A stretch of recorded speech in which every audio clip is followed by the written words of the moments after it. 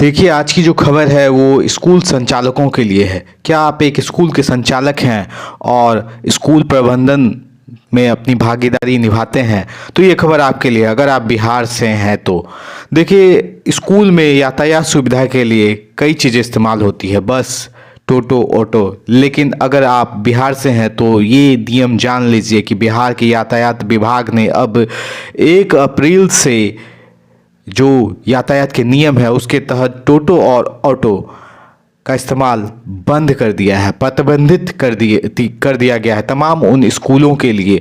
चूँकि इन स्कूलों में जो बच्चों को लाने ले जाने के लिए टोटोओं का इस्तेमाल और ई रिक्शा चालक, जिसको आप ऑटो टोटो के नाम से जानते हैं, उसका इस्तेमाल धड़ल्ले से हो रहा था। बिहार में कई स्कूलों में होता है और निश्चित तौर से आपने भी सड़कों पर इस्तेमाल होते हुए इन तमाम चीज़ों को देखा भी होगा। लेकिन ये छोटे मोटे या बड़े जो स्कूल होते हैं, स्कूल संचालक होते हैं, वो शुरुआती दौर में टोटो और ऑटो दोनों का इस्तेमाल करते हैं, जिसको लेकर सड़कों पर दुर्घटनाओं के जो मामले हैं उसमें बहुत ज़्यादा इजाफा हो गया, खासकर बिहार में।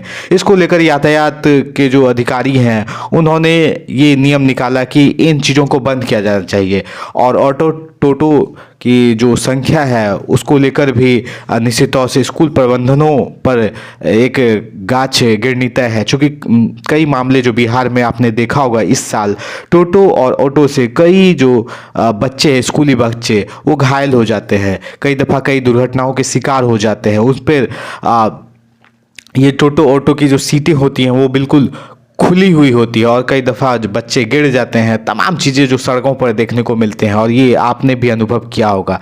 लेकिन अब 1 अप्रैल से ये टोटो और ऑटो प्रतिबंधित हो गए हैं। तो लेकिन कई लोग हैं जो सोशल मीडिया पर, कई गार्जियन ये लिख रहे हैं कि अब टोटो और ऑटो अगर बंद हो जाएगा तो उन्हें एक भारी भरकम रकम भी स्कूल को देनी पड़ेगी। अब इसके पीछे का तथ्य को समझिए। चूँकि टोटो और ऑटो जो स्कूल संचालक निकालते हैं, कहीं ना कहीं उसकी फ़ीस जो होती है वो बहुत कम रखते हैं और बस या बड़े जो यातायात वाहन रखते हैं उसकी जो फ़ीस है कहीं ज़्यादा रखती है। इस वजह से कई जो सोशल मीडिया पर लिख रहे हैं कि टोटो और ऑटो बंद होने से अब एक फ़ीस की जो रकम है वो भी हो सकती है बढ़ जाए। खैर, आप बताइए कि आप अपने बच्चों के लिए कितना फ़ीस देते हैं यातायात के लिए।